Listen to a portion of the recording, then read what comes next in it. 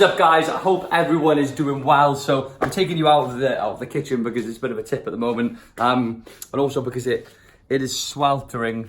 It is sweltering at the moment in the UK. It's like 29 degrees here at the moment, apparently. So it's pretty much like tropical weather. Which I'm not complaining about, but it does make it pretty damn hard to get any work done, I'll be honest, when you could just come out and be in that. Also, got my new selfie stick, so what do you guys think? Is it too close?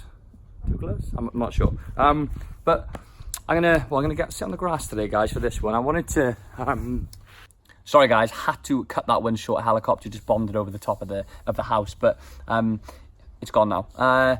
Yeah, so if you're watching the video, you were looking to boost your sales, right? Whether you are a newbie and your sales maybe are falling short of what you'd have hoped, or if you're selling quite well but you're just looking to improve, I'm certain that this video is going to help you. So stay tuned until the end, grab a sort of pen and paper and make some notes and sort of go and apply it to what you're doing.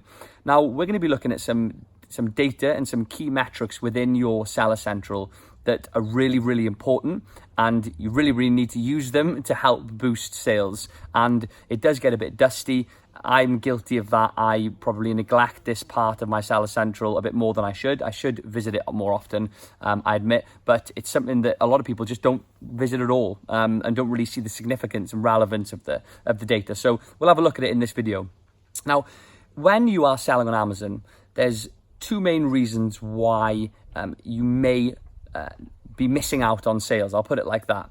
And the first reason is that you're not having enough traffic to the listing. So the volume of traffic is not high enough. Right? Imagine a shop scenario. If you have a shop and you have one person through the door a day, you're not going to sell 20 items. And the second reason is that your listing is poorly optimized, or it's not good enough, basically. Now, similar to the shop, if you had 100 people in, but the shop is awful inside, you still might only make one sale, and the result's the same. Now, I had an interesting consultancy call with a student right at the beginning of this month. And it was an interesting call because the student was doing really well, but they wanted to improve. Now, I looked at their listing, we shared the screen with each other, and they showed me the listing, and I thought it was great. Right? I'd say, near to 10 out of 10. They had done everything they were supposed to, but they had been spending months trying to pick apart the listing and work out what needed to be improved. And during those 3 months, sales didn't change. They didn't go up as they should have. Now, when I spoke to this student, what we did, and what's what I'm going to tell you guys to do, is this. We went into the reports section of their Seller Central, into the business reports, into the detail page, sales and traffic section of their business reports by ASIN. So if you just jump into that section or note it down, so business reports, and inside business reports, go into the details page, sales and traffic section by ASIN. And what that will show you, it will break down basically a load of different metrics about your listing or your ASIN. So what we looked at with this person is we looked at their ASIN, right? And it will say parent ASIN or child ASIN. If you've just got no variations, it's just the parent ASIN you're going to be concerned with. And you'll see a column that says sessions. Now, sessions are the amount of people that visited your listing, right?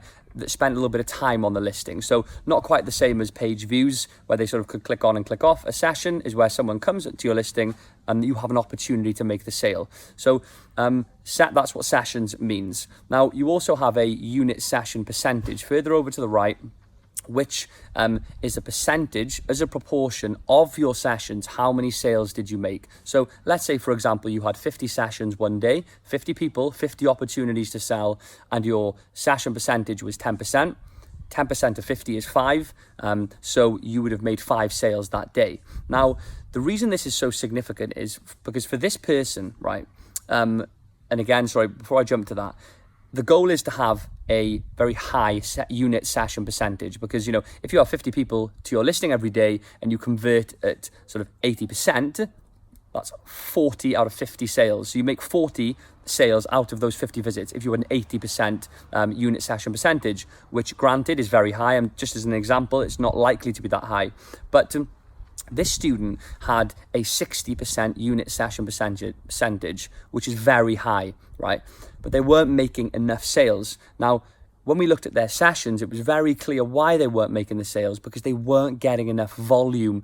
They weren't getting enough visits to the page, right? So they've been spending all of this time, and I mean like months, trying to work on their product listing, when in reality, their listing was converting really, really well, at 60%. That's a really high conversion rate, but they weren't having the traffic. So they should have been focusing their efforts elsewhere. So for this student, what we did, we looked at, okay, well, what about if we focus more time and effort on optimizing and basically ramping up a PPC campaign, because the ACOS was good on the PPC campaign. They just weren't spending enough. And we also looked at setting up external Facebook ads or traffic coming from Facebook ads, and also a ClickFunnels lander, which basically directs everyone to that single sales page on Amazon. Now, what that resulted in after a few weeks is a huge amount more traffic come into that listing. I believe it went up by like triple. And as a result, right, they still converted very well,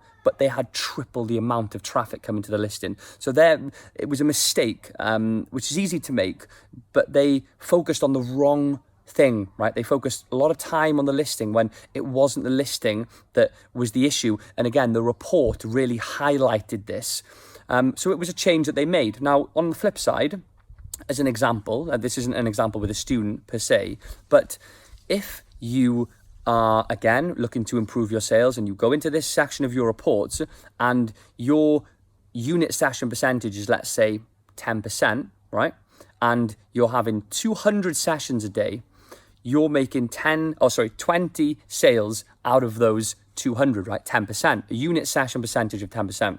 But you're missing out on 180 sales. So of the 200 people that are coming, 180 are just leaving. So we need to identify why. Now, your goal in that situation is not to generate more traffic then, because you're not converting well enough. The goal then is to really think, okay, well, why aren't we converting here?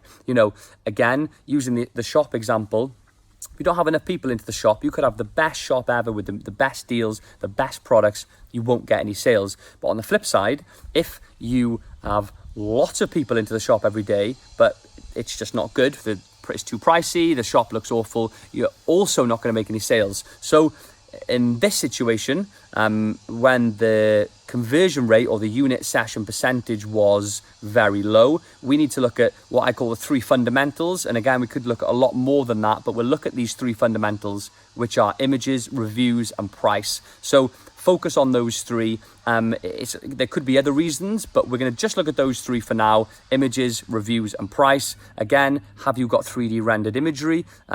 Is your price competitive? Are your reviews minimum 4 stars, ideally 4.5 or 5? So, 2 main points, guys. I guarantee you, go into your report section and look at this, because you can be wasting a huge amount of times on one area and not another, when you should be focusing on the other. So go and take a look. I'll try and put a screenshot up during this video where you can have a look. Sorry about the noise. Someone's drilling. They are actually doing something. I don't know what they're doing. But yeah, that's a top tip, guys. Go and look at that. Again, I could talk about this for a long time. There's a lot more metrics in that report, but we'll look at these fundamentals for now. So yeah, I'm just gonna go enjoy the day. It's nice and sunny here at the moment. Again, it's like tropical weather. I don't know what's going on. But yeah, if you like the video, guys, please hit that thumbs up and comment below. I appreciate it. And I'll see you guys in the next one.